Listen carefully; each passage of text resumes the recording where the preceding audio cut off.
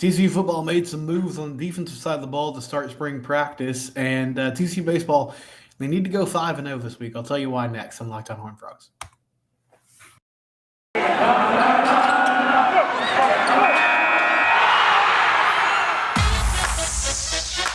You are Locked On Horned Frogs, your daily podcast on the TCU Horned Frogs, part of the Locked On Podcast Network, your team every day.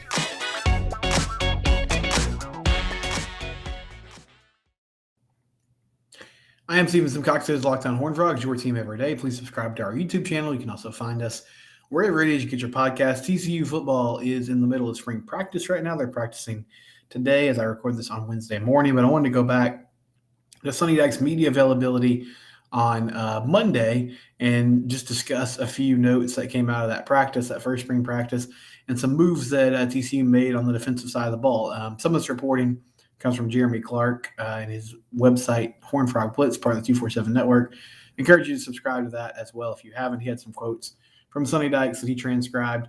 And so a few moves on that side of the ball, on the defense, that is. Nnamdi Obizor is moving from safety to linebacker, at least for the time being. Obizor is 6'3" and 217 pounds. Dykes says he thinks the move makes a lot of sense. Physically, he fits that position that D. Winters played last year. And with D moving on, we need that kind of athlete to be able to fill the skill set that D had. Nnamdi made a lot of sense for us to do that. He's got the length, the size, and certainly the athleticism to be able to play that position and become that big play linebacker that D was for us last year. So it's intriguing. I mean, first I'd just say I think that transition is going to be pretty simple for him because at the safety position in Joe Gillespie's defense, you're asked to do so much, both in the box and in coverage, that playing that kind of star, jack linebacker position shouldn't be a huge transition for him. And Sonny's right. I mean, he does sort of have that build and that fit that D. Winters did. It kind of surprised me because my first thought was, and of course you need depth at these positions. My first thought was Marcel Brooks would be, kind of the successor to that if he could stay healthy, and he might end up being the guy there. But Obizor's going to, take a run at it too. And they're really set at the inside linebacker position. I mean, you have Johnny Hodges coming back. You have Jamoy Hodge coming back. Terrence Cooks is now healthy, the transfer from Texas. That's a big deal. You imagine Thomas Armstrong is healthy. So that spot that was pretty, Shad Banks is also healthy. And Shad's a good athlete, but he's also just a big guy. And so you can sort of put him inside or outside, but I think he'll be more in the mold of the inside linebacker position. That was a spot last year where you really didn't have any depth. And I think the Johnny Hodges injury in the Big 12 championship game was an underrated aspect of that game. Defense struggled without him on the field.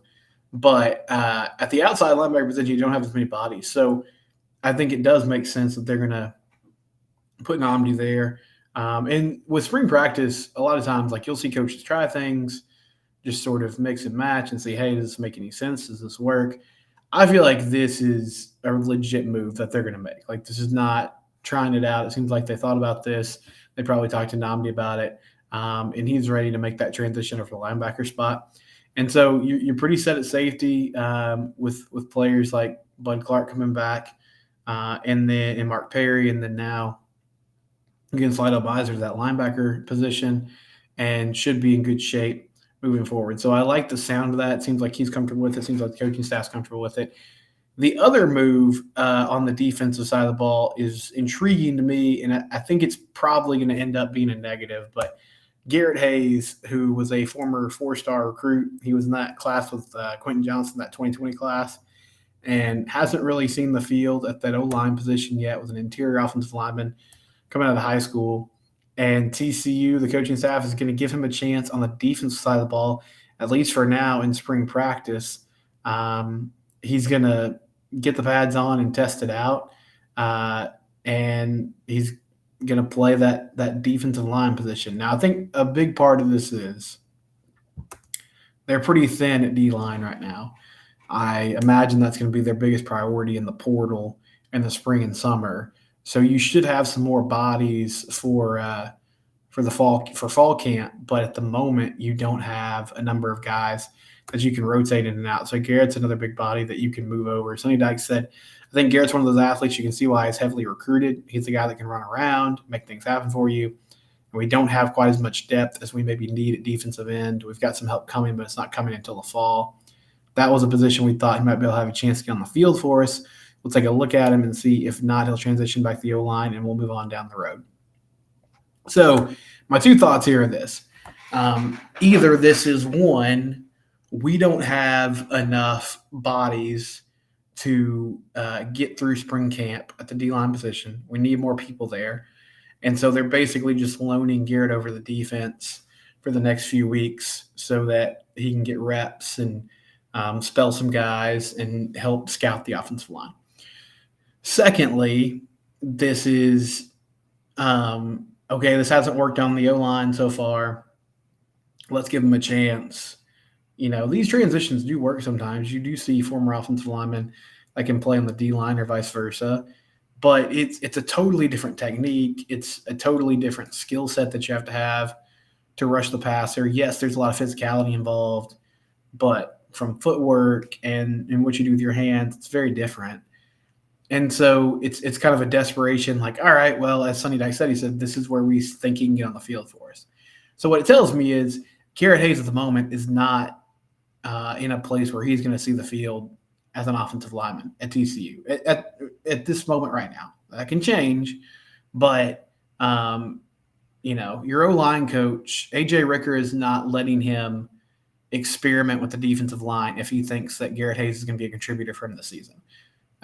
If Jamarcus McFarland is asking him, hey, coach, is there somebody that we could loan, we could have on loan for a little bit to help cycle some guys in and out, AJ Ricker is not putting a player on the first and second team over there. He's putting a guy over there that is not currently a factor at the top of the depth chart. So that's not great news. I mean, listen, TCU has contingency plans there. I mean, it means that other guys are ahead of him. It's just unfortunate that Garrett, who was so highly recruited at high school, hasn't found a way to, get in there on the O-line on the field. But maybe that changes, and maybe they do see something. I mean, maybe you make some plays in the spring at the D-line position, and they think, okay, well, we still got a little time in his career here. Let's see if we can fine-tune some of these skills and get him to a place where he could be in the rotation for us. But either way, that's not the most encouraging news in my mind, that he's moving around and experimenting with the defensive line. When we come back, TCU baseball get a victory over Abilene Christian last night. One of their most complete games of the year, I think, honestly. So we'll discuss that in a moment. Before we do that, though, FanDuel is the place to go if you want to start wagering on sports. If you're into the NBA, Mavericks lost again to the Grizzlies the other night. They're sitting at 500. But they are the official betting partner of the NBA, and you can download their app. Great thing about their app, it's safe, it's secure, it's easy to use. So you're not going to be confused. You can just get in there, make your bets, move on. They also have a no-sweat first bet deal going on right now, where if you put as little as $5 down, you can get $1,000 in bonus bets. That's FanDuel.com/lockedon. Again, that's FanDuel.com/lockedon. NBA, Major League Baseball around the corner, World Baseball Classic wrapped up last night. Japan gets the victory over Team USA in the championship round. You can bet it all on Bet Online.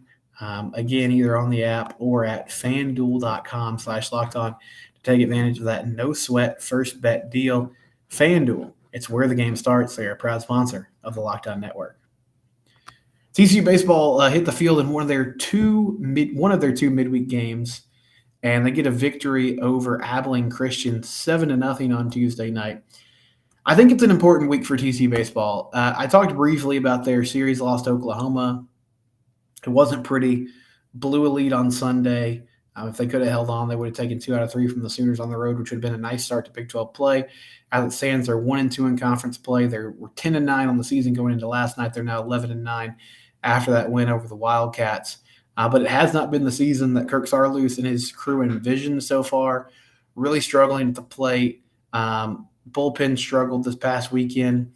And so you have an opportunity here, though. It started last night by beating ACU. ACU came in with a pretty good record, by the way. I think they were 16-4 coming into that game. Apparently, this is one of the more talented teams they've ever had. But you get 5 home games this week. You play Northwestern tonight from the Big Ten, which I don't know a lot about Northwestern baseball, but I know basically all their coaches quit after the first series of the year. So I don't get the impression that they're a great team. And then you get a 3-game set against Kansas at home on Friday, Saturday, and Sunday. And even though you're not playing well, if you can go 5-0 this week and get your record up to 15-9, maybe the mojo will start turning in a different direction. You do have talented freshmen that showed up again last night. You got a young team that has a team that has a lot of young contributors.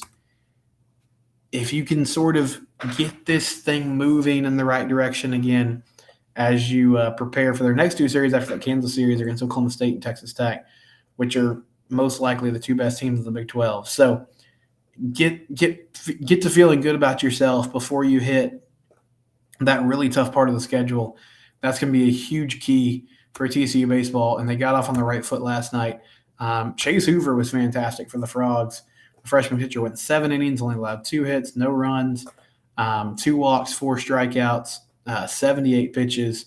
So he did a great job. And the Cohen Feaster came in and went 2 innings, only 1 hit. He also didn't give up any runs.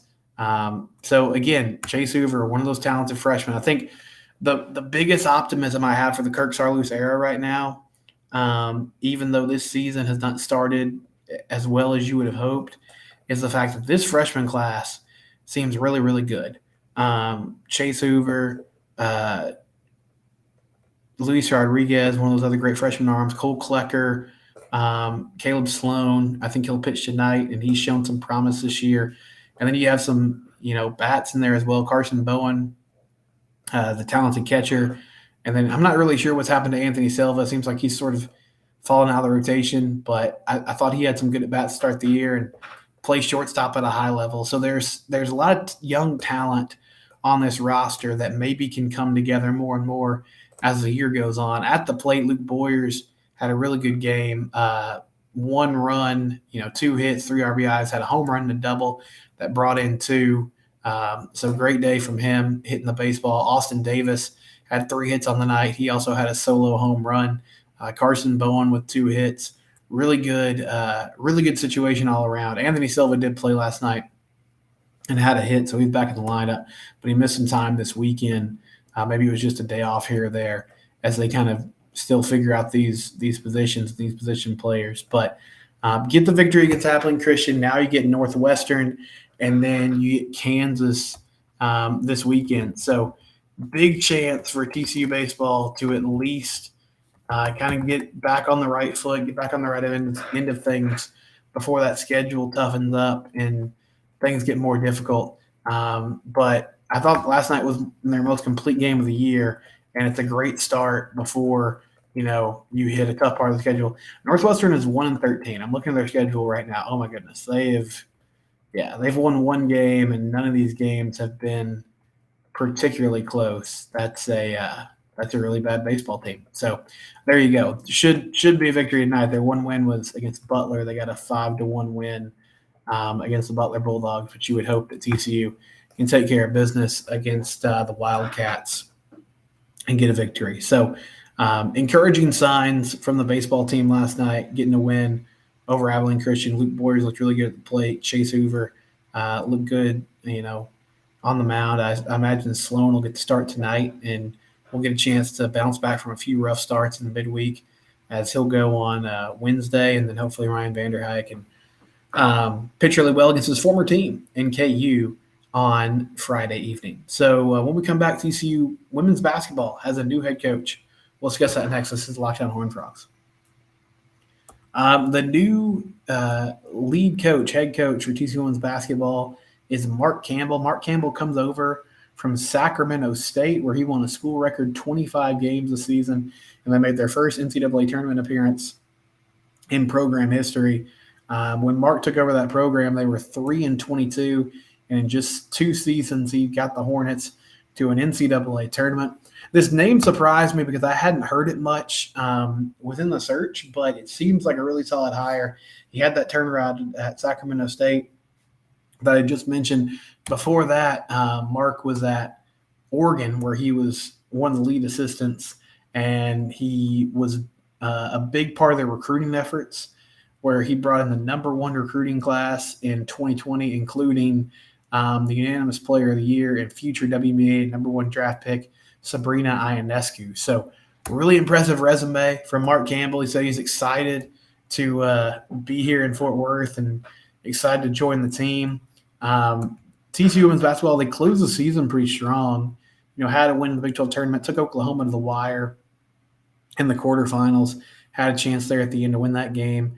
I think Reagan Peapley built a strong culture. The wins just didn't pile up, and they weren't there late in her tenure. But, Mark Campbell, really impressive resume, so he'll be your new women's basketball coach, head coach there at TCU. Hopefully we'll get to hear from him soon and what his thoughts are and his plans are for that program. We'll be back tomorrow, and we'll cover spring football and more. This is Locked On Horned Frogs. It's your team every day.